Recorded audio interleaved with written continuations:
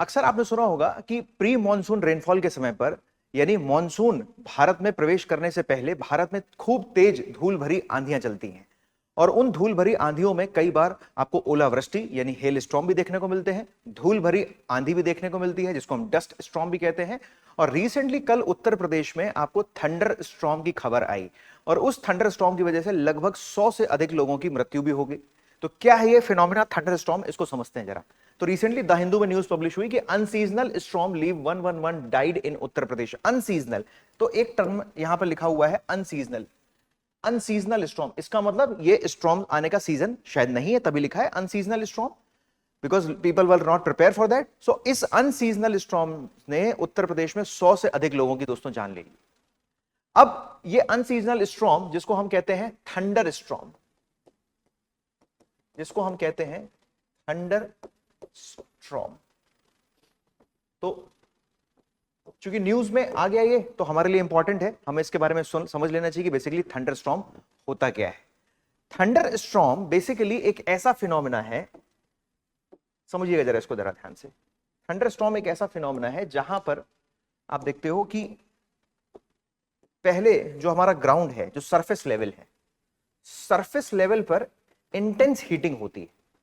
Surface level पर बहुत intense heating होती है, और वैसे भी आप देख रहे हो इस समय हीट वेव्स चल रही हैं, टेम्परेचर 40, 42, 43, 45 डिग्री सेल्सियस तक टेम्परेचर पहुंच रहा है। तो इस इंटेंस हीटिंग की वजह से जो सरफेस है, जो सतह का तापमान है, बहुत ज्यादा बढ़ जाता है।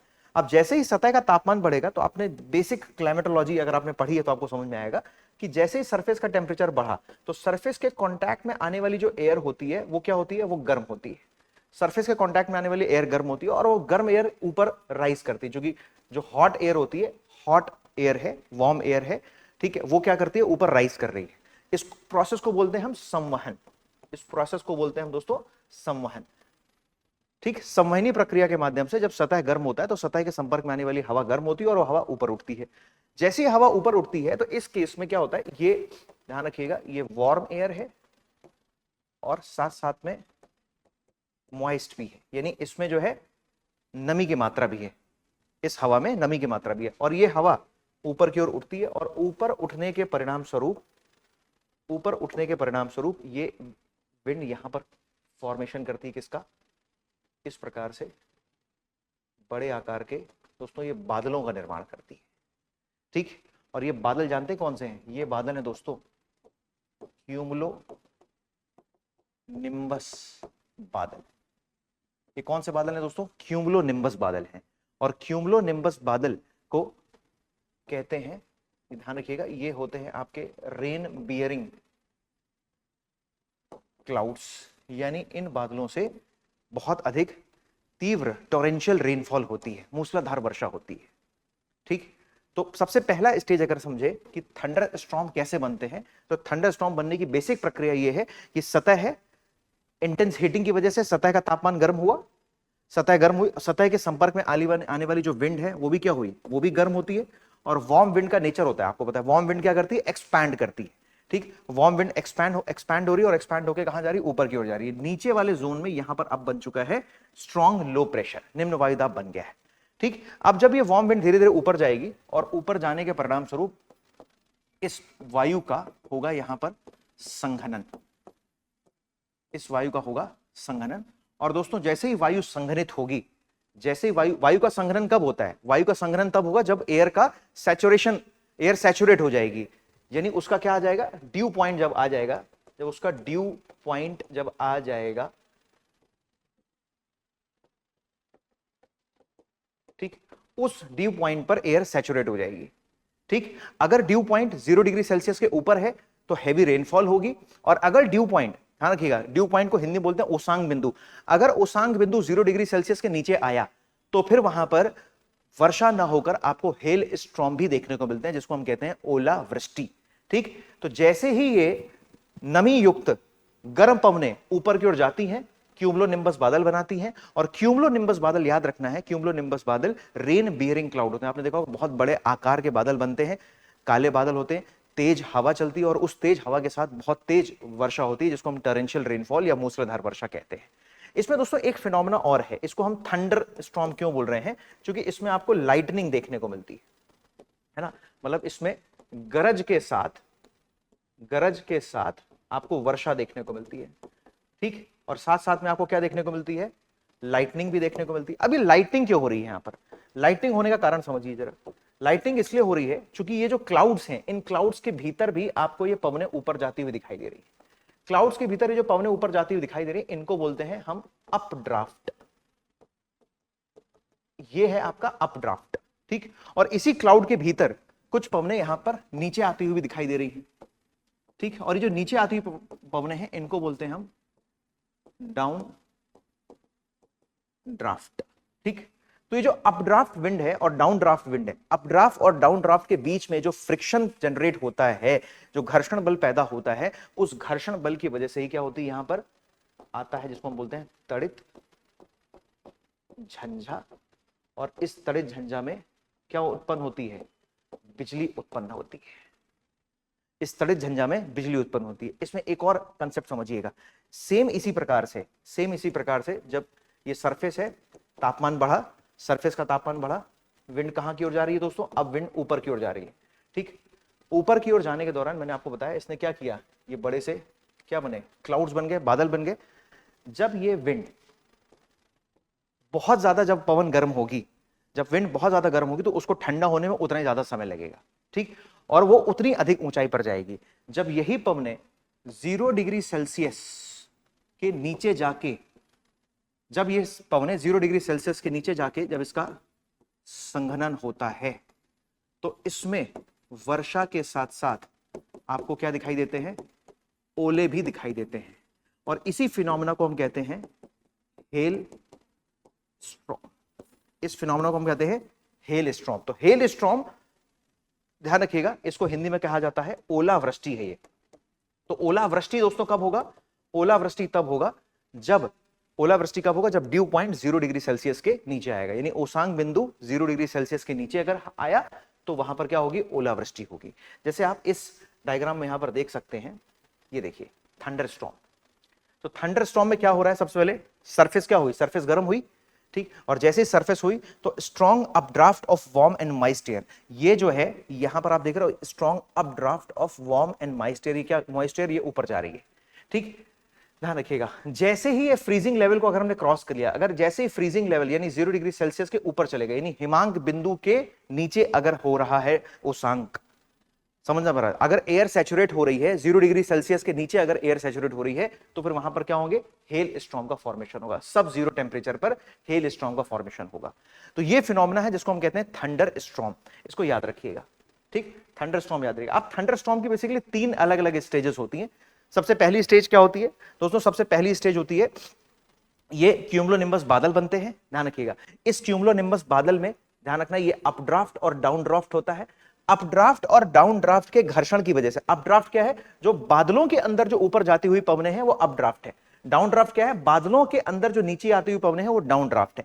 इन दोनों के बीच में जो घर्षण पैदा होता है उसकी वजह से ही होती है क्या, लाइटनिंग। उसी की वजह से आपको क्या होती है, बिजली चमकती हुई दिखाई देती है, राइट। और फिर तीसरी स्टेज होती है, तीसरी स्टेज पर्याप्त बारिश हो गई, बारिश करा दी, अब जो पवनें जो ऊपर गई थी उनमें नमी की मात्रा, वायु में नमी की मात्रा समाप्त हो गई। जैसे ही वायु में नमी की मात्रा समाप्त होगी, मौसम क्या हो जाएगा, शांत हो जाएगा। और ये जो थंडर स्टॉर्म बना थे, थंडर स्टॉर्म आपको डिसिपेट हो जाएगा, यानी शांत हो जाएगा। अब एक बात समझ लीजिए जरा ध्यान से, आप बोलेंगे सर फिर साइक्लोन में और थंडर स्टॉर्म में क्या डिफरेंस है, क्योंकि आप इसी चैप्टर में साइक्लोन और एक्स्ट्रा साइक्लोन भी पढ़ते हैं। तो साइक्लोन और एक्स्ट्रा ट्रॉपिकल साइक्लोन जो आप पढ़ते हैं, ठीक है, जिसको हम टेम्परेट साइक्लोन भी कहते हैं, साइक्लोन, ट्रॉपिकल साइक्लोन और टेम्परेट साइक्लोन एक बहुत वास्ट एरिया में उनका प्रभाव दिखाई देता है। मतलब 1000-1500 किलोमीटर के एरिया में उसका इंपैक्ट दिखाई देता है, ठीक। यानी उनका इंपैक्ट ग्लोबल होता है। ग्लोबल का मतलब पूरे विश्व में नहीं, ग्लोबल का मतलब एक लार्ज एरिया में होता है। लेकिन जो थंडर स्टॉर्म्स होते हैं या जो टॉर्नेडोज होते हैं, थंडर स्टॉर्म एंड टॉर्नेडोज का जो इंपैक्ट होता है वो रीजनल लेवल पर होता है और बहुत लंबे समय तक, बहुत लंबी अवधि तक इसका प्रभाव नहीं दिखाई देता। तो इसका मतलब थंडर स्टॉर्म में एक बात और याद रखिएगा, थंडर स्टॉर्म शॉर्ट लिव्ड होते हैं, बहुत लंबे समय तक थंडर स्टॉर्म आपको नहीं सरवाइव करते, जबकि साइक्लोन का प्रभाव आपको लंबे समय तक दिखाई देता है। एक्स्ट्रा ट्रॉपिकल साइक्लोन का प्रभाव तो और अधिक लंबे समय तक दिखाई देता है। तो बस कीवर्ड्स इसमें याद रखिएगा, ध्यान रखिएगा। इसमें सबसे पहली बात, शॉर्ट लिव्ड होते हैं, ठीक है। क्यूमुलो निम्बस, इसमें बादल बनते हैं, किस वजह से बनते हैं, तो ध्यान रखिएगा इंटेंस हीटिंग होती है, इंटेंस हीटिंग होती है, और इंटेंस हीटिंग होने की वजह से जब वायु संघनित होती है, जब वायु का संघनन होता है, तो उसमें क्या होता है, तीव्र वर्षा होती है, तीव्र वर्षा होती है। और पांचवा पॉइंट, अगर 0 डिग्री सेल्सियस के नीचे अगर चले गए, 0 डिग्री सेल्सियस के नीचे चले गए, संघनन हुआ, तो उस केस में ओला वृष्टि होती है। छठवां पॉइंट, जो अप ड्राफ्ट होता है विंड का, अप ड्राफ्ट और डाउन ड्राफ्ट, अभी मैंने आपको बताया अप ड्राफ्ट और ये जो डाउन ड्राफ्ट होता है, इसकी वजह से ही क्या होती है, आपको बिजली चमकती है। तो ये कुछ 5-6 इंपॉर्टेंट पॉइंट्स हैं जो आपको थंडरस्टॉर्म्स में याद रखना है। और आप देखेंगे बिजली चमकने का, अगर मैं आपको फिनोमेना बताऊं बिजली चमकने का, ध्यान रखिएगा, तो यही है, ध्यान रखिएगा, गरज चमक वाले तूफान के शुरुआत के चरणों में बादल के अलग अलग हिस्सों में पॉजिटिव और नेगेटिव चार्ज जमा होता है, पॉजिटिव और नेगेटिव चार्ज जमा होता है, और हवा इनके बीच एक किसका काम करती है, इंसुलेटर का। इसके और इसके बीच में जो विंड है वो इंसुलेटर का काम करती है, ठीक। जब इलेक्ट्रिक पोटेंशियल काफी मजबूत हो जाता है तो हवा की इंसुलेट करने की क्षमता समाप्त हो जाती है, परिणाम स्वरूप बिजली का अचानक प्रवाह होते हुए आपको ये दिखाई देता है, ठीक। और इसी बिजली के प्रवाह की वजह से जब ये बिजली नीचे आती है in between cloud and ground, तो वहां पर लोगों की ये डेथ हो जाती है, ठीक। तो थंडरस्टॉर्म इंपॉर्टेंट है, क्योंकि न्यूज में था, आपके एग्जाम के लिए भी इंपॉर्टेंट है, तो आपको ये याद रखना है, ठीक है।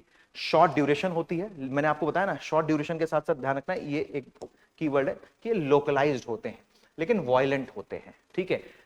क्रिएट कैसे होते हैं, इंटेंस कन्वेक्शन, बहुत ज्यादा हीट होती है, उसकी वजह से एयर कन्वेक्ट होकर ऊपर जाती है, ठीक है। Essentially a well grown cumulonimbus cloud मैंने आपको बता दिया, cumulonimbus cloud formation process, intense service heating, surface की बहुत ज्यादा हीटिंग होगी, उसके संपर्क में आने वाली हवा क्या होगी, स्ट्रॉन्ग अपड्राफ्ट दिखाई देगा, हवा ऊपर की ओर जाएगी, ठीक है। वार्म और मॉइस्ट एयर का, जो वार्म और मॉइस्ट एयर है वो ऊपर की ओर जाएगी। Rapid cloud growth to great heights, यानी जो बादल मैंने आपको बताया, बादल क्या बने, अधिक ऊंचाई पर क्या बनेंगे, वो बादल बनेंगे, कौन से बादल होंगे, क्यूमुलोनिम्बस बादल बनेंगे।